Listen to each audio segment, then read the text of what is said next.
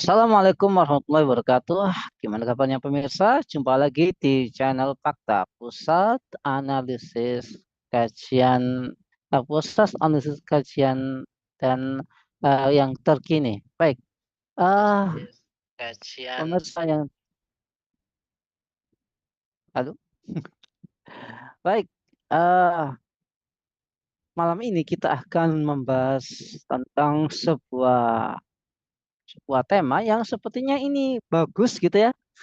Family office, kantor keluarga. Jadi setiap keluarga nanti apakah punya kantor? Oh, ternyata nggak seperti itu, gitu ya.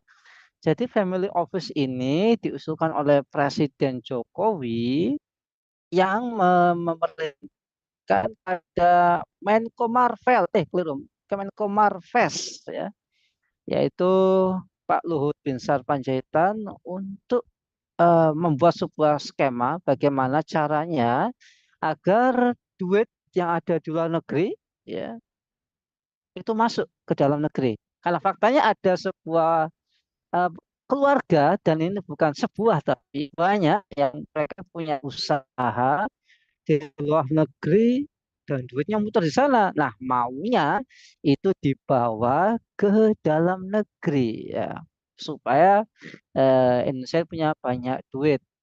Nah, dulu katanya Indonesia punya 11.000 triliun. Ini kayaknya mau diperbanyak lagi gitu ya dengan family office. Nah, sebenarnya saya juga agak nggak paham sih family office ini gimana. Wong di rumah saya juga nggak ada office-nya kan gitu ya. Nah, untuk lebih jelasnya kita akan membahasnya dengan sang pakar ya, yaitu Bung Yuwana Triutomo dari Director di Economic Future Institute. Kita sapa Bung Yuwana. Assalamualaikum Bung Yuwana. Waalaikumsalam warahmatullahi wabarakatuh. Bung Nanang. Masya Allah. Gimana kabarnya, Bung? Alhamdulillah. Sehat, Bung Nanang. Masya Harus sehat. Allah. Harus sehat. Harus sehat. Ini nampaknya habis pulang dari Wukuf Arafah gitu ya. Masya Allah. Luar biasa. Iya, karena sering ke sana videonya nih, Masya Allah. Ah, Bung Yuwana, ini ada sebuah wacana family office yang kita udah bahas di depan tadi ya. Nah, ini sebenarnya gimana sih, Bu? Family office itu kok saya juga agak tertarik gitu ya. Mungkin saya akan bangun office di rumah saya gitu ya. Supaya uangnya banyak masuk ke rumah saya. Apakah seperti itu? Oh, nggak, Bung Yuhan. Jadi logikanya tidak begitu, Bung Nanang. Jadi Oh, enggak family ya. office itu family office itu bukan menarik uang, tapi justru malah membuang uang. Wah, Jadi itu. sebuah keluarga yang super duper kayanya, miliarder begitu, crazy rich begitu, triliunan kekayaannya, mereka bingung bagaimana membelanjakan uang ini gitu loh. Makanya kemudian mereka membuat kantor keluarga untuk mendistribusikan harta kekayaan mereka. Bukan untuk menarik uang, tapi untuk membelanjakan, malah untuk mengeluarkan uang. Orang kalau sudah terlalu kaya sampai bingung membuang-buang uang itu gimana? Itu. Baik ya, terima kasih Bung Nanang. Ini saya sudah siapkan slide ya. Eh, Pemirsa Fakta Channel yang berbahagia, raditu billahi robba wabil islami dina wabi Muhammadin nabiyya wa rasula robi sidni ilma warzukni fahma robi syrah li sodri wa yasir li amri wahlul uqdatam min lisani yafqahu qawli. Jadi sebagaimana latar belakang saya ya, dakwah ekonomi Islam, The Economic Future Institute pada malam hari ini kita akan mengambil studi kasus Family Office Indonesia Surga Money Laundry. Iwani filah rahmatullahi alaikum. Seperti biasa pula, saya akan antarkan kajian kita pada malam hari ini dengan 4 poin pokok pembahasan. Yang pertama, informasi kasus, kemudian mengapa bisa terjadi, kemudian nanti kita akan kaji dalam pandangan ekonomi Islam bagaimana. Yang terakhir, ini adalah ajakan saya kepada kita semuanya untuk dakwah ekonomi Islam. Baik, mari kita simak bersama-sama. Jadi, Imani fillah rahmatullahi alaikum, informasi kasus terkait dengan family office ini sudah menyebar di media massa, baik online maupun offline ya. Awalnya memang dimulai dari Presiden Jokowi yang memanggil Menteri Luhut Binsar Panjaitan, memanggil Menko Marves dan jajarannya. Di bawah Menko Marves ada Menteri Investasi Pak Bahlil, ada juga hadir pada saat itu juga eh, Pak Sandiaga Uno untuk merancang skema yang kemudian disebut sebagai family office ini. Family itu keluarga, office itu kantor keluarga. Di antara berita-berita yang ada itu ada di Kompas, ada di Warta Ekonomi, bisnis.com, ini banyak sekali di CNN, kemudian di Kumparan dan lain sebagainya. Saya screenshotkan tadi beberapa. Jadi memang ini seakan-akan menjadi meledak informasi family office ini ketika diviralkan di media massa baik online maupun offline. Padahal sebetulnya sejarahnya sudah panjang karena memang ini terkait dengan karakter kapitalisme.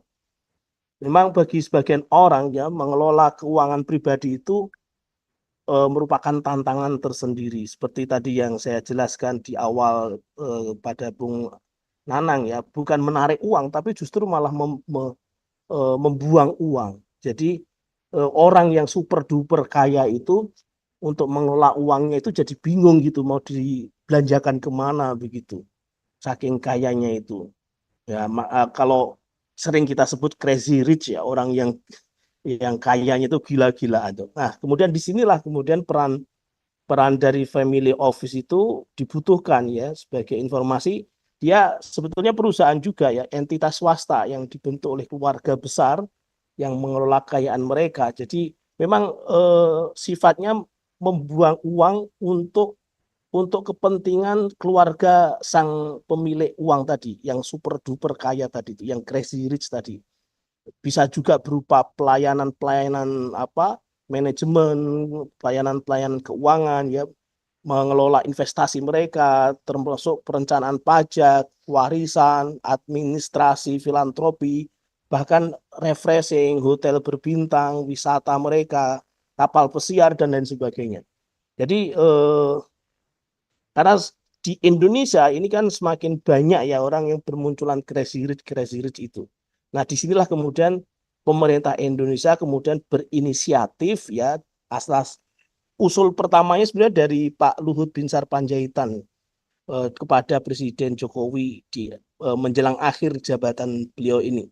Nah, diusulkan untuk membuat skema khusus pengelola harta kekayaan crazy rich yang ada itu dengan membentuk family office itu. Nah, kemudian Presiden Jokowi menginstruksikan ada tim khusus yang dipimpin oleh Menko Bidang Maritim Investasi ya Pak Luhur tadi itu untuk membuat tadi yang disebut kemudian family office ini di Indonesia. Nah, eh, pemirsa channel Fakta yang berbahagia, sebetulnya Indonesia memiliki potensi yang sangat besar ya dari masuknya dana orang kaya melalui family office ini. Jika berhasil, ini kata Pak Sandiaga Uno, oh ya bisa berhasil menarik 5% aja dari total family office global, itu bisa untung 500 US dollar miliar, 500 miliar US dollar itu. Kalau kalau berhasil ya, kalau nggak berhasil ya ya selamat deh itu. Itu memang tantangan tersendiri bagi pemerintah ini sebetulnya itu. Namun beberapa ekonom yang mengingatkan bahwa pemerintah perlu mempersiapkan langkah-langkah strategis serta mengantisipasi potensi kerugian di masa mendatang. Iya kalau mau kalau nggak mau itu memang banyak ya sejarahnya ya eh, munculnya family office ini, dana yang kemudian dikelola oleh family office ini itu. Nah, ada di Amerika, Cina, orang-orang kaya itu yang terbanyak itu Amerika, kemudian di Cina, di India, di Jerman dan seterusnya. Kalau di Asia itu Singapura menjadi pusat orang terkaya itu paling banyak di Singapura, di Asia Tenggara ya. Di Hong Kong juga ada. Terus kemudian ini menurut laporan dari apa dari ekonomi.business.com ya itu. Nah, itulah fenomena crazy rich yang selama ini ada. Ini tadi mereka diundang oleh Presiden Jokowi untuk membahas usulan Menko Marves. Jadi yang punya usul Pak Luhut Binsar Panjaitan ya, bukan Pak Jokowi. Kalau Pak Jokowi sepertinya jauh panggang dari api. Itu. Nah, itu. Jadi mekanisme kinerja family office seperti yang tadi saya jelaskan. Jadi ada orang kaya yang kemudian dia bingung mengeluarkan kekayaannya, bagaimana caranya agar kekayaannya itu terkeluarkan dengan baik sesuai keinginan dari orang kaya tadi, maka butuh yang namanya family office ini. Nah, family office ini di Indonesia diinisiasi oleh Pak Luhut tadi, diusulkan kepada Presiden, sampai kemudian Presiden menugaskan ada satgas, ya, ada petugas khusus yang dipimpin oleh Menko Marves Pak Luhut Binsar gitu. Nah, mengapa bisa terjadi salah satu orang terkaya kok sampai menguasai begitu banyaknya kekayaan di permukaan bumi ini, sementara perbandingan dengan penduduk yang menikmatinya sangat jauh sekali. Karena kapitalisme. Jadi mengapa bisa terjadi? Karena kapitalisme. Jadi kerakusan kapitalisme itu menjadikan orang yang kaya semakin kaya, orang yang miskin semakin miskin. Itu sunatullah, itu fitrah begitu. Tapi kemudian kalau tidak ada batasan-batasannya, ya jadilah kemudian kerusakan itu melebar, kemudian jadi kerusakan yang ada kerusakan. Jadi analoginya ya, bukan analogi seperti dalam karikatur yang saya ambil dari internet ini, seorang yang gemuk ya dia rakus makan uang gitu kan, padahal di sampingnya sudah ada makanan-makanan, ada minyak, ada kemudian macam-macam emas, tambang dan lain sebagainya uang. Sementara orang miskin berusaha untuk mendapatkan apa santapan yang dimakan oleh orang yang gemuk sangat rakus tadi itu. Kenapa bisa begitu? Karena berangkatnya berasal dari seluruh kekayaan, karena kapitalisme ya, karena kapitalisme berangkat dari seluruh harta kekayaan ini diserahkan kepada pasar bebas. Pasar bebas, jadi bebas dalam kepemilikan, bebas dalam memanfaatkan kepemilikan, termasuk bebas dalam mengembangkan kepemilikan. Terserah, ini harta-hartaku, ini punyaku, ini kekayaanku, mau aku apain terserah. Makanya kemudian mereka fokus pada capital accumulation. Mereka fokus pada mengumpulkan modal, ya, bebas dalam kepemilikan. Jadi kapitalisme tidak mengenal kepemilikan yang kemudian dibagi tiga, kepemilikan individu, kepemilikan umum, kepemilikan negara, nggak mengenal itu. Yang mereka kenal adalah kalau aku punya aset, maka aset ini bisa aku kembangkan untuk mendapatkan modal sebanyak-banyaknya sampai kemudian mengembang, sampai kemudian pemanfaatan kepemilikan yang melampaui batas, menggelembung terus itu sampai kemudian kaya dengan harta kekayaan yang bisa diwariskan sampai 7 turunan kan gitu. Jadi kekayaan yang melampaui batas-batas normal itu memang sudah tidak normal lagi itu. Jadi bikin merusak. Nah, para pemirsa sekalian, family office ini apakah hanya menguntungkan orang kaya saja? Jadi seakan-akan kita fokus, family office ini fokus untuk membantu bagaimana orang kaya itu bisa mendistribusikan harta kekayaannya. Kalau kita kaji secara mendalam, ini adalah akibat dari diterapkannya sistem kapitalisme. Jadi orang kaya mana yang diuntungkan dengan family office ini? Nggak ada. Menurut saya nggak ada. Yang ada itu yang menguntungkan ya rezim ini yang punya inisiasi untuk kemudian mengambil mendirikan family office untuk mendapatkan harta cuan, untuk mendapatkan rempah-rempah, untuk mendapatkan dalam tanda petik untuk sisa-sisa dana yang itu punya keluarga yang super duper kayanya tadi, miliarder yang kaya kita di itu. Jadi sebagaimana pengakuan di salah satu media kan memang mereka berharap ada filantropi ya, ada dana-dana sosial yang orang kaya itu kan seroyal orang kaya masih tetap royal, masih tetap apa bisa dimintai gitu loh ya. Nah, pemerintah melalui Satgas Family Office ini, Mbok Yao, bahasa Jawanya itu, Mbok Yao diserahkan melalui Family Office yang dibentuk oleh pemerintah ini. Sehingga kemudian dana yang sangat berlimpah tadi itu bisa digunakan di Indonesia, bisa digunakan untuk investasi, bisa masuk ke Indonesia. Nah, ini baru tadi yang Bung Nanang sampaikan, baru kemudian logika pemerintah ini masuk ketika kemudian mendapatkan dana, limpahan dana dari kekayaan orang kaya tadi, yang kemudian negara dalam hal ini Presiden Jokowi dengan tim yang dibentuknya Pak Luhut bin Sarpanjaitan sebagai family office-nya. Jadi negara itu membuat ya kok bisa-bisanya kurang nalar. Kok bisa negara itu kalah dengan swasta, itu kan aneh sekali. Kecuali kalau mereka memang ada kong kali kong ini. Jadi sehingga rezim menerima limpahan harta tadi karena family office yang akan mengelola harta miliarder tadi itu. Jadi orang super kaya ini secara halus bahasanya itu dirayu oleh rezim agar mau ngasih uangnya, agar mau ngeluarin uangnya. Kan kan uang itu kan ada di bank ya, dan tentu bank itu terikat dengan rezim yang ada di negara. Selama ini crazy rich atau miliarder jutawan miliarder itu menyimpan uangnya kan memang tidak di Indonesia, tidak di bank Indonesia, tapi di bank Singapura, di bank Hong Kong, di bank-bank yang luar negeri. Kalau pemerintah Indonesia minta agar uang itu diambil untuk dibawa ke bank Indonesia, di bank dalam negeri, ya apa mau itu negaranya itu, banknya itu apa mau, ya kan? Itu padahal ini tumpukan uang ini juga kalau kita pertanyakan asalnya dari mana itu bisa kita bayangkan saja ya.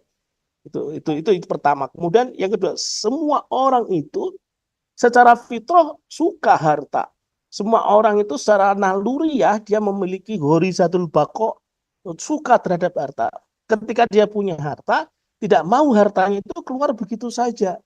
Alasannya apapun itu, pajak kayak resiko pasar kayak sebagainya, untuk investor macam-macam ya. Karena bahkan sampai mereka berpikir hartanya itu jangan sampai hilang cuma-cuma saja, harus kembali menguntungkan, pikirannya hanya harta terus, itu bisa jadi datang penyakit macam-macam, itu sangat mungkin kolesterol ya, mungkin apa obesitas, tensi dan sebagainya, yang kemudian penyakit dalam yang kronis itu tiba-tiba datang, jantung dan lain sebagainya itu. Nah, alasan-alasan yang kemudian dicari-cari agar kemudian hartanya itu tidak keluar sia-sia, inilah kemudian muncul inisiatif membentuk family office. Jadi family office itu yang muncul ada dari keluarga kayanya, awalnya begitu. Keluarga kaya butuh bantuan, ya semacam rumah tangga lah, semacam asisten rumah tangga begitu, tapi ini ngurusi tidak hanya bersih-bersih rumah, tidak hanya cuci piring, laundry dan lain sebagainya, tapi ini mengurusi lebih besar dari aset yang dimiliki oleh keluarga yang super duper kaya tadi, keluarga miliarder tadi. Misalnya tadi saya jelaskan investasi kemana, ngurusi pajak, manajemen wisatanya, akuntansi keuangannya dan lain sebagainya. Itu. Jadi sebetulnya orang kaya yang sangat kaya ini tidak untung juga. Itu artinya apa, dia harus justru malah menambah beban gitu. Itu. Jadi alasan yang real saja itu membuat dia susah, membuat dia sakit, apalagi kalau alasannya nggak real, mengada-ada misalnya gitu. Itu orang kaya di sistem kapitalisme ya seperti itu. Apalagi orang miskin. Apalagi orang miskin, orang kaya aja susah di dalam di sistem kapitalisme apalagi. Nah, family office itu ya itu perusahaan memang ya bukan bukan bukan bukan asisten rumah tangga saja tapi perusahaan. Jadi dan kalau kemudian family office ini dijadikan program pemerintah untuk menarik dana dari miliarder tadi untuk pembangunan ekonomi, ini juga nggak cocok untuk pembangunan ekonomi di Indonesia, tidak cocok ya. Baik dari aspek pertumbuhan, apalagi untuk pemerataan ya. Yang ada adalah harta ngumpul terus. Jadi di kalangan mereka itu harta akan ngumpul terus ya. Padahal ada kayak layakuna dzulatan bainal aghniya minkum, agar harta itu tidak ngumpul terus di antara mereka, harus ada pendistribusian. Nah, disinilah problem itu terjadi ketika distribusi di kapitalisme itu semuanya sifatnya ekonomis. Jadi lu jual gue beli ya, itu. Jadi sifatnya materialistik semuanya. Semuanya kembali kepada hubungan-hubungan, interaksi-interaksi ekonomis yang sifatnya materialistis itu. Makanya kemudian keuntungan yang dari kecintaan harta yang melampaui batas, kemudian kerakusan terhadap benda harta yang melampaui batas itu menjadikan harta menumpuk di mereka. Makanya kalau diilustrasikan itu seperti piramida yang kemudian semakin tinggi kekayaan seseorang, semakin kecil orang itu, semakin satu orang memiliki kekuasaan harta, menguasai harta sekian banyak, di mana yang kaya semakin kaya, jumlah kekayaan semakin banyak, tapi pemilik kekayaan itu semakin sedikit. Sebaliknya yang miskin semakin miskin dan semakin banyak hartanya semakin berkurang. Gitu. Karena itulah kapitalisme ini terjadi oleh sebab distribusinya yang tidak menggunakan distribusinya yang materialistik tadi, yang hanya ekonomis tadi, tidak ada boro-boro zakat dimintai pajak aja mereka juga sembunyi-sembunyi kan itu. Nah, kalau di Islam kan ada zakatnya kan, ada unsur zakatnya. Nah, agar kemudian orang kaya ini itu tenang pikirannya, tidak kemudian takut hartanya hilang, takut dirampok, takut macam-macam ya, karena harta itu numpuk pada mereka. Enggak, harusnya pakai sistem ekonomi Islam, itu baru keuntungan bagi baik yang kaya maupun yang miskin. Kenapa? Yang kaya hartanya itu bija barokah ya, bukan menjadi musibah gitu. Yang miskin ya dia bisa mendapatkan zakat dan lain sebagainya yang hasil distribusi yang sifatnya non ekonomis itu. Nah, Iwanifillah rahmatullahi alaikum. Kalau kita lacak ya secara family office, sebagaimana tadi sekilas saya ceritakan, jadi family office itu perusahaan swasta ya yang memperkerjakan karyawan untuk membantu keluarga yang super duper kaya, miliarder tadi, mengelola aset dan kebutuhan keluarga si miliarder tadi. Nah, oleh karena itu diperlukan staf profesional ya dengan keahlian di bidang yang dibutuhkan, misalnya properti, misalnya sebuah keluarga yang punya kekayaan melimpah atau yang termasuk crazy rich, dia butuh membuat rumah untuk anak turunannya, anak cucunya misalnya. Maka diperlukanlah keahlian profesional di bidang properti, misalnya begitu. Termasuk akuntansi, manajemen investasi, pengawasan perumahan, bahkan pemeliharaan jet pribadi, kapal pesiar dan sebagainya itu. Jadi memang awalnya itu seperti asisten rumah tangga yang membersihkan rumah, yang kemudian menyiapkan macam-macam yang keperluan rumah tangga itu. Tapi karena kekayaannya itu sudah melampaui batas, bahkan terkait dengan jet pribadi, kapal pesiar juga itu, maka asisten rumah tangga ini kemudian berkembang menjadi family office ini. Nah, namun dalam beberapa waktu terakhir, ya family office ini mengalami transformasi ya, tidak sekedar dari asisten rumah tangga, terus kemudian urusan-urusan yang sifatnya profesional dalam bidang tadi yang saya sebutkan tadi, itu karena salah satu penyebab utama itu konsentrasi yang sangat besar tadi, ya, yang di antara jumlah individu dan keluarga tertentu itu semakin melimpah, menumpuknya itu sampai 7 keturunan nggak bisa dicari, saking banyaknya itu, akumulasi harta dalam jumlah yang sangat besar itu memerlukan sistem pengelolaan yang lebih canggih. Makanya kemudian ada jaringan, ya, sehingga mendorong pendirian banyak family office di seluruh dunia. Jadi jaringan family office di seluruh dunia yang kemudian ini bekerja secara link gitu ya, jaringan-jaringan begitu, family office itu. uh, Sovereign Wealth Fund (SWF) SWF Institute itu membuat peringkat 10 kantor keluarga terbaik di dunia berdasarkan total asetnya yang dipimpin oleh Walton Enterprise LLC. Terus kemudian Cascade Investment, Bezos Expedition, Mouse Partners, bahasa Inggris saya masih belepotannya, masih belajar juga. Terus Bolmer Group, Waycross, Fedesa, The Woodbridge Company, Pontegate Inversionis, dan Dubai Holding. Itu peringkat 10 kantor keluarga, 10 kantor family office terbaik. Itu nomor 1 Walton Enterprises, terus bawah ke bawah yang kemudian Dubai Holding itu. Nah, keberadaan entitas family office ini di Indonesia sebetulnya juga bukan hal yang baru ya. Ini seperti baru ketika diviralkan oleh media sejak pekan kemarin, kalau nggak salah hari Senin, kalau Senin apa Selasa pekan kemarin tanggal 1 Juli itu Presiden Jokowi memanggil Pak Luhut Binsar Panjaitan dan Pak Bahlil, beberapa menteri, Pak Sandiaga Uno juga ada di situ, untuk kemudian membuat terobosan dengan family office ini. Jadilah kemudian seperti baru itu. Padahal sebetulnya sejak tahun 2023 yang lalu juga sudah ada.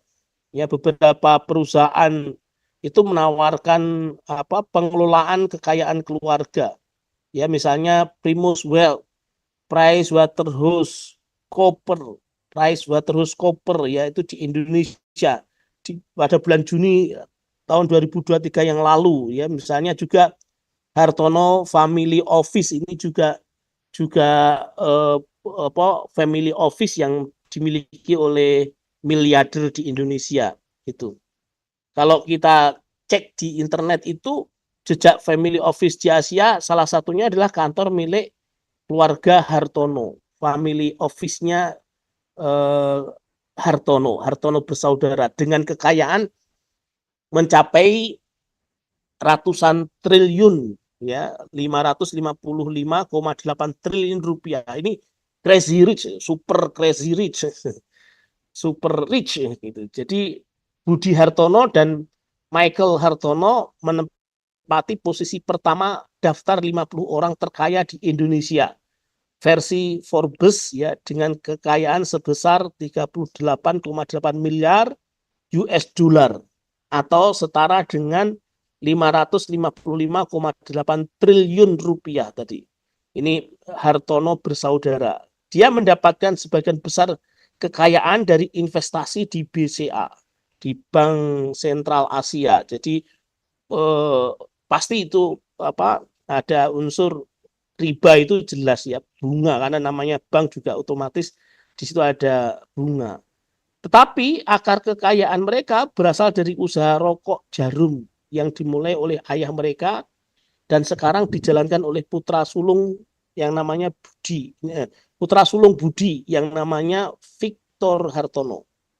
Selain itu termasuk merek elektronik populer Polytron dan real estate utama di Jakarta. Jadi ini yang dilaporkan, ini yang diketahui di publik ya, yang diketahui di media massa. Kalau kita bisa runtut aja di BCA itu jelas sekali Di situ ada riba, ada bunga, ada permainan uang, pasar modal, apa kemudian macam-macam ya. Eh, saya curiga juga mungkin terkait dengan tambang juga, mungkin sangat mungkin, tapi ini tidak dilaporkan, perlu penelitian ya, hanya dugaan yang kenakalan, kuriositas saja, rasa ingin tahu saja. Nah, iman fillah rahmatullahi alaikum, maka dari itu karena ini disebabkan oleh kapitalisme, perlu kita kaji dari dalam ya, dari akarnya. Kritik pada kapitalisme itu penting kita ketahui agar kita bisa mengerti akar permasalahan, dan ternyata kerusakan itu karena berangkat dari kerakusan kapitalisme tadi. Sebetulnya dari sisi rakus itu manusia itu mubah-mubah saja, rakus itu mubah-mubah saja. Sama kayak orang cinta pada lawan jenis itu mubah-mubah saja. Karena apa? Karena manusia memiliki ghorizatun nau, ghorizatun tadayun, ghorizatun bako. Memiliki ghorizah, memiliki hawa nafsu itu. Hanya saja kalau nafsu itu kemudian dibiarkan bebas, ya jadilah kerusakan yang muncul. Ya, manusia tidak lagi makan nasi, tidak lagi makan roti, tapi makan aspal, makan kapal pesiar, makan hotel berbintang. Itu jadi kerakusan yang melampaui batas itu, jadilah kemudian liar gitu. Nah, kenapa bisa begitu? Karena teori kapitalisme, akar teori kapitalisme yang berangkat dari scarcity, ya, kelangkaan, ya, kebutuhan manusia tidak terbatas, sementara sarana pemuas kebutuhan itu terbatas. Ini fatal sekali teori ini, dan teori ini selama ini diajarkan di bangku-bangku perkuliahan di fakultas-fakultas ekonomi menjadi menjadi seakan-akan kebenaran absolut ya, satu-satunya teori scarcity yang benar itu ya seperti itu yang diajarkan oleh Adam Smith itu, bahwa kebutuhan manusia itu tidak terbatas sementara sarana pemuas terbatas. Makanya kemudian agar kebutuhan manusia itu terpuaskan, dia harus bekerja, berproduksi sampai kemudian menumpuk modal, muncul teori kapital akumulasi. Nah, kita kritik dulu tentang teori scarcity ini. Yang tidak terbatas itu sebenarnya bukan kebutuhan, tapi kerakusan tadi itu yang tidak terbatas, kerakusan atau keinginan atau hawa nafsu. Jadi want dan need itu beda. Need manusia, kebutuhan, need itu terbatas. Yang tidak terbatas itu want. Kan beda antara want dengan need. Kan? Manusia butuh pakaian. Ketika dia butuh pakaian, dia memakai satu pakaian, kan cukup satu pasang atau dua pasang ini pakaian dalam, terus kemudian baju, itu cukup paling untuk kehidupan sehari-hari, misalnya 3 hari atau 2 hari misalnya ganti gitu, tidak membutuhkan baju sampai kemudian satu lemari sendiri, kan sudah tidak lagi kebutuhan, itu keinginan itu, sehingga kemudian menyimpan saving baju, cadangan gitu, itu misalnya, padahal itu sudah bukan lagi kebutuhan, itu sudah nafsu, sudah keinginan, sudah kerakusan itu. Terus kemudian makan, contoh yang lebih konkret lagi, misalnya makan, orang makan paling 1 suap 2 suap atau 1 piring 2 piring sudah kenyang. Ketika sudah kenyang, apakah kemudian dia masih memaksakan diri untuk makan terus sampai muntah-muntah? Kan enggak. Jadi karakter kebutuhan itu kalau tidak dipenuhi memang bisa mendatangkan kematian. Beda dengan keinginan. Kalau keinginan kalau tidak dipenuhi tidak sampai kematian. Nah, disinilah kapitalisme itu problemnya itu di sini. Dia tidak membedakan antara kebutuhan dan keinginan. Dia pukul rata, keinginan dianggap kebutuhan. Sehingga nafsunya itu meraung-raung, nafsunya menguasai, rakus banget, rakus yang melampaui batas tadi itu. Sampai kemudian karena harus berproduksi, harus bekerja, harus butuh modal, disitulah muncul teori capital accumulation, penumpukan modal. Dan modal itu lebih parah lagi, kapitalisme memandang, dia tidak memandang modal sosial, dia tidak memandang modal yang sifatnya bukan materi. Yang dia pandang modal itu semuanya materi, uang. Makanya kemudian muncul pasar uang, muncul pasar modal, muncul pasar derivatif ya, sampai kemudian apa derivatif terus begitu kan, jadilah krisis itu. Bahkan di dimunculkan juga teori sudahlah yang penting produksi terus, nanti produksi ini akan memunculkan penawaran, ini akan memunculkan permintaan sendiri. Supply creates its own demand. Ini teori ini gagal ketika pasca Perang Dunia Satu, the Great Depression ya, ketika pasca Perang Dunia Satu itu produk menumpuk di Eropa, di Amerika, perusahaan-perusahaan Eropa, perusahaan-perusahaan di Amerika itu eh, apa stok produknya itu melimpah. Karena apa? Karena nggak bisa, pasar sudah jenuh. Pasar dalam negeri ya, pasar waktu itu pasar mereka belum belum muncul teori makro, sampai kemudian muncul Keynesian itu, muncul Keynes yang kemudian kepadanya dinisbatkan sebagai bapak ekonomi makro itu, kemudian berkembang menjadi pasar global itu. Kalau yang kita bahas sekarang ini crazy rich ini, dengan family office ini, uang yang menumpuk, yang kemudian bingung mendistribusikannya. Kalau the Great Depression tahun-tahun pasca Perang Dunia Satu menjelang Perang Dunia Dua itu ya, tahun-tahun 1980 akhir, 1990 awal ya, sekitaran itu kan, itu dinamis ya. Itu yang numpuk itu produk, bingung mengeluarkan. Nah, jangan-jangan ini juga akan muncul Perang Dunia Ketiga dengan numpuknya uang yang bingung mendistribusikannya. Jadi kenapa bisa begitu? Sekali lagi karena kapitalisme yang rakus tadi, yang harusnya uang itu sebagai alat tukar saja, yang kemudian bisa mewakili supply and demand, tapi kemudian dijadikan komoditas. Uang dijadikan sebagai alat yang dijual belikan juga sebagai produk. Uang itu sebagai produk ya, jadilah seperti yang sekarang ini. Itu sama, dugaan saya kok akan sama seperti the Great Depression yang kemudian muncul teori makro tadi. Kalau sekarang ini sepertinya akan muncul globalisasi, ini akan tersingkirkan.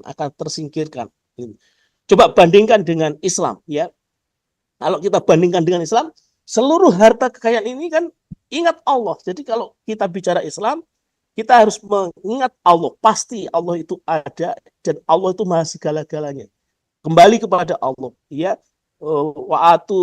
wa'atuhum mimma lillahi lazi atakum itu mengatakan di Quran surah An-Nur ya, berilah mereka dari sebagian harta yang Allah berikan kepadamu. Jadi mimma lillahi lazi atakum. Artinya seluruh harta ini pada awalnya adalah milik Allah Subhanahu wa taala. Itu. Bagi orang beriman, keyakinan ini harus tetap ada bahwa kita ini hanya dititipin. Nah, kemudian Allah dengan kekuasaannya mengatur melalui syariatnya, membagi ke seluruh harta kekayaan itu dalam kepemilikan individu, kepemilikan umum, kepemilikan negara. Ini dikenal dalam sistem ekonomi Islam, pilar-pilar kepemilikan individu. Ketika mau dibelanjakan harus ingat Allah. Allah izinkan apa enggak untuk membelanjakan kepemilikan individu tadi. Kalau Allah izinkan, belanjakan. Kalau tidak, ya tidak. Begitu. Sehingga kemudian orang Muslim ketika menggunakan sistem ekonomi Islam, dia tidak akan memiliki harta yang sampai melampaui batas bagaimana kondisi miliarder sekarang ini. Kenapa? Karena dari aspek produknya tidak sembarang produk bisa dimiliki. Ya, dari sisi bahan-bahannya, dari sisi hartanya, dia hanya bisa memiliki harta-harta yang menjadi karakter kepemilikan individu. Tambang tidak bisa dimiliki, ya, nikel tidak bisa dia miliki, yang melimpah, ya, yang depositnya melimpah tidak bisa dimiliki. Kenapa? Karena itu kepemilikan umum, apalagi kepemilikan negara nggak bisa dimiliki itu. Nah, dari aspek pembelanjaannya juga terbatas juga. Dari aspek tanmiyatul milkiyah ya, pengembangan harta itu juga tidak menggunakan judi, tidak menggunakan riba ya. Saya kok jadi curiga juga, ini perlu penelitian. Akhir-akhir ini rame dengan judi online, rame dengan pinjaman online ini kok juga bisa jadi bagaimana Crazy Rich itu membuang hartanya untuk menyelamatkan harta. Wallahu alam bisawab. Ini dugaan-dugaan ini kuriositas ya, rasa ingin tahu. Jadi tapi saya belum melakukan penelitian tentang itu. Jadi kok mudah sekali hanya dengan modal data, dan data itu pun juga kemarin juga ada kasus ya yang PDN ya, Pangkalan Data Nasional yang bocor itu kan, Masya Allah kok bisa-bisanya gitu loh.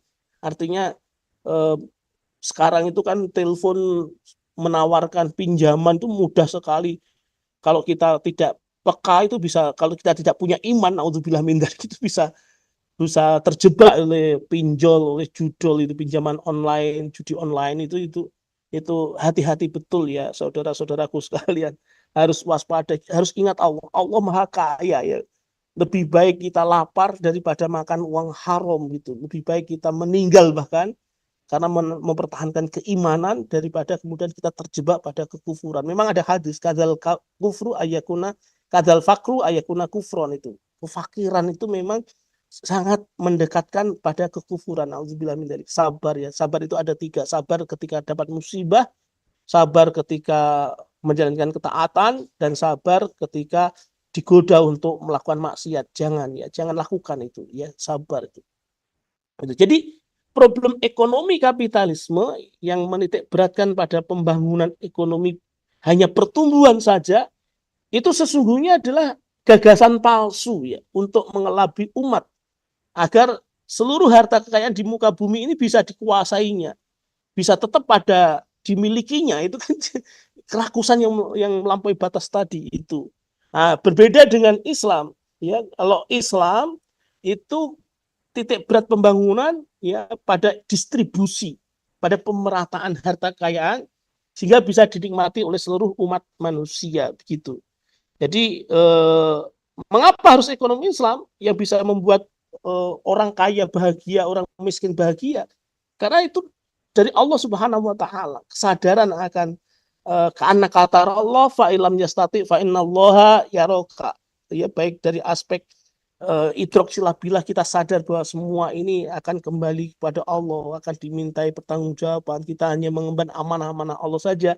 Ya, dalil di kitab sucinya lengkap ya, Al-Qur'an ya, ketaatan yang lengkap gitu kan. Terus kemudian dalil faktualnya kapitalisme betul-betul krisis ekonomi yang begitu menyengsarakan ini yang itu tidak mau tidak ya, bisa atau tidak bisa, bisa atau tidak bisa, memang solusinya adalah ekonomi Islam gitu. Nah, bagaimana pandangan ekonomi Islam? Pertama, kita harus mengetahui bahwa Allah berfirman, "Wa ma khalaqatul jinna wal insa illa liya'budun." Aku tidak menciptakan jin dan manusia melainkan agar mereka beribadah kepadaku. Kemudian yang kedua, karena ini problemnya problem sistemik ya. Jadi pembangunan tidak bisa dilaksanakan hanya dengan program membentuk Satgas Family Office, itu tidak bisa. Itu parsial banget dan sangat-sangat parsial. Problem kita sistemik, karena itulah kita harus wadkhulu fisilmi kafah. Ya ayyuhalladzina amanu dkhulu fisilmi kafah wala tattabi'u khutuwatis syaitan innahu lakum aduwwum mubin. Wahai orang-orang yang beriman, masuklah ke dalam Islam secara keseluruhan dan janganlah kamu ikuti langkah-langkah setan.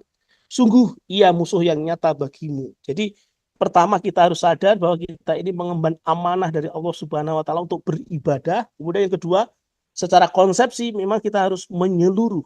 Jangan sebagian-sebagian, jangan parsial. Terkait dengan Crazy Rich, terkait dengan miliarder yang bingung membelanjakan uangnya, ingatlah Quran surah Al-Humazah ini. A'udzu billahi minasyaitonir rajim.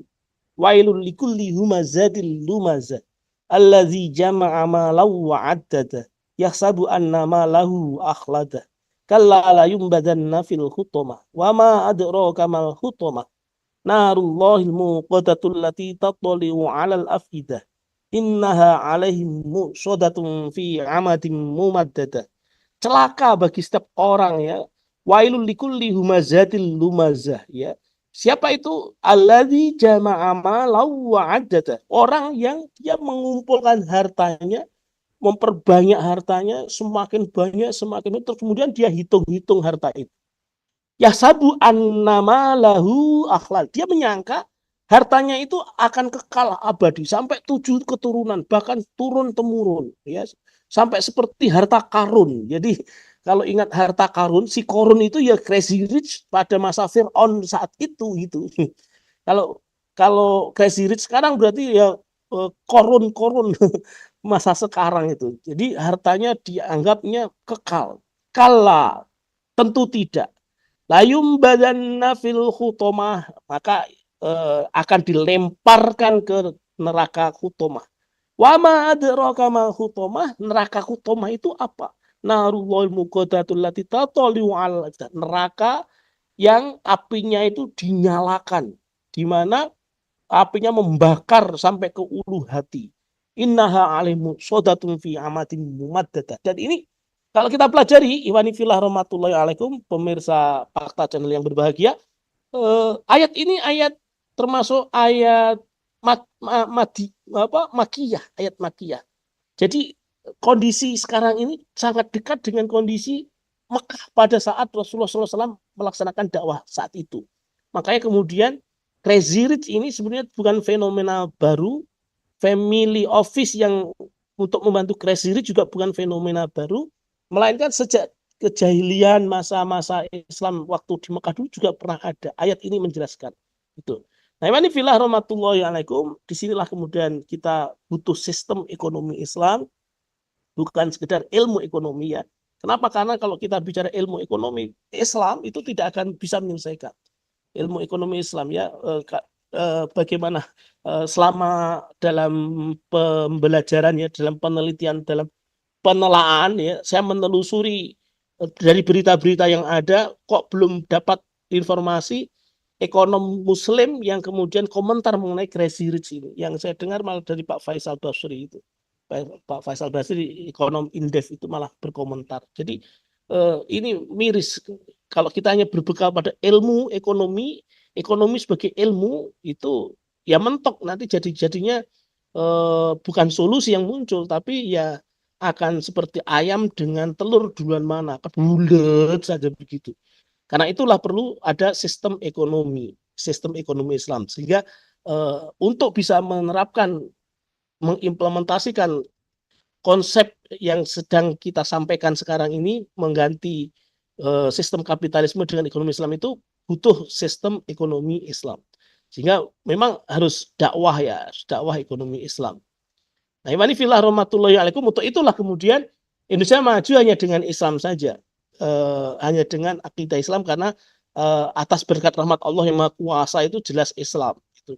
Imani fillah rahmatullahi alaikum, terakhir kalau kita belajar dakwah Rasulullah SAW tentang ekonomi Islam ini, sejak Mekah ya, tadi ayat wailul likulli humazatil lumazah itu jelas sekali sudah terjadi kejahilian yang seperti sekarang kita hadapi ini, maka kemudian kita siapkan untuk periode Madinah. Jadi pembinaan kita lakukan ya, termasuk pergi ke pasar, termasuk aktivitas-aktivitas jual beli kita, aktivitas ekonomi yang Muslim, orang Muslim yang kekayaannya melampaui batas kekayaan, ingat ada zakat. Ya, kalau sudah sampai nisab haulnya jangan lupa dikeluarkan zakatnya itu kan. Itu. Terus sampai pada tahapan kemudian bagaimana kita sekarang itu dakwah melanjutkan kehidupan Islam ya, jangan berhenti untuk mengkaji fikih-fikih muamalah ya, syirkah, akot-akotnya bagaimana ya. Jangan sampai kemudian harta kita bercampur antara yang halal dengan yang haram, naudzubillah min dzalik ya. Jangan main ke pasar kalau belum tahu fikihnya, kalau belum tahu hukum-hukumnya. Terakhir, ya, sekarang ini kita dakwah melanjutkan kehidupan Islam di bidang ekonomi, di kontemporer, maka kita memang harus menyadari betul ya, harus kita bawa Allah itu, kesadaran tauhid kita dalam aspek mikro ini secara berjamaah, kemudian bersama-sama ya menemui komunitas-komunitas, karena komunitas-komunitas taubat ya, komunitas-komunitas hijrah ya, dari kapitalisme ke Islam itu sudah semakin banyak ya. Ya, masyarakat anti riba macam-macam itu, pemirsa bisa kemudian membuka mata, membuka telinga, open mind untuk kemudian mendapatkan hidayah dari Allah Subhanahu wa taala. Saya kira itu yang bisa saya sampaikan untuk pengantar diskusi kita. Indonesia maju dengan Islam. Yuk dakwah. Terima kasih. Wallahu alam bisawab. Assalamualaikum warahmatullahi wabarakatuh. Waalaikumsalam warahmatullahi wabarakatuh. Baik, pemirsa sekalian yang dirahmati oleh Allah, para followers dan netizen yang sedang memantau dan ya menyerap materi-materi dari Bung Yuwana ini dari rumah. Semoga ada sesuatu yang bisa menggelitik Anda, ya, sehingga mungkin kita akan lanjutkan di sesi tanya jawab. Kita akan berikan kesempatan bila ada yang pertama bertanya, silahkan bisa ajukan di kolom chat gitu ya. Coba eh, karena temanya menarik gitu ya, tentang bagaimana caranya untuk menghabiskan uang. Masalahnya kita sedang nggak ada uang, terus gimana? Yang mau dihabiskan apa kan gitu ya? Ya, Ya, ya, kalau ya bagi semoga, kita kan memang uang itu bukan segala-galanya, Bung Nana. iya, Eh, uang bukan segala-galanya. iya, Tapi artinya kenapa banyak banyak yang begitu, begitu menganggap uang itu penting dalam hidupnya ya. ya, Ya semoga dengan ini yang sampaikan tadi ya, tentang kebutuhan, tentang needs, kemudian tentang want, itu betul-betul menjadi sebuah sesuatu yang revolusioner yang bisa merubah pemahaman kita selama ini agar jangan terpengaruh kepada seleb yang menebarkan ya konten-konten hedonisnya gitu ya. Ya, padahal yang dia punya itu bukan punya dia. Kadang mobil juga rental, rumah juga rental kan gitu ya. Ini rumah saya tapi sedang direnovasi, kita nggak bisa masuk. Ya emang itu rumah tetangganya kan gitu ya. Jadi ala-ala itu ya, padahal ya, ya sama saja dengan kita. Baik, kayaknya belum ada eh, pertanyaan yang masuk. Mungkin kita bisa lanjutkan di luar forum gitu ya, ketemu darat gitu pertanyaannya. Ya, baik Bung Yana yang dirahmati oleh Allah dan pemirsa Fakta Channel yang luar biasa. Demikianlah bincang-bincang kita pada kesempatan malam hari ini. Dan jazakumullah khair kepada Bung Yana. Semoga ilmunya manfaat. Semoga beliau keluarga senantiasa dalam perlindungan Allah Subhanahu wa Ta'ala. Dan juga para pemirsa Fakta Channel sekalian, semoga dalam perlindungan Allah dan diberikan pemahaman keislaman yang semakin kokoh, keimanan yang semakin kuat, dan terbersit keinginan untuk merubah sistem yang belum baik ini menjadi sistem yang baik. Dan dengan apalagi kalau bukan dengan Islam kita merubahnya kan gitu ya. Baik, jangan lupa untuk subscribe, like, comment, dan share sebanyak-banyaknya. Semoga kita mendapatkan banyak manfaat dan menjadi sebuah amal kebaikan kita di dunia maupun di akhirat nanti. Saya Nana Setiawan undur diri. Sampai jumpa di lain kesempatan dan wassalamualaikum warahmatullahi wabarakatuh.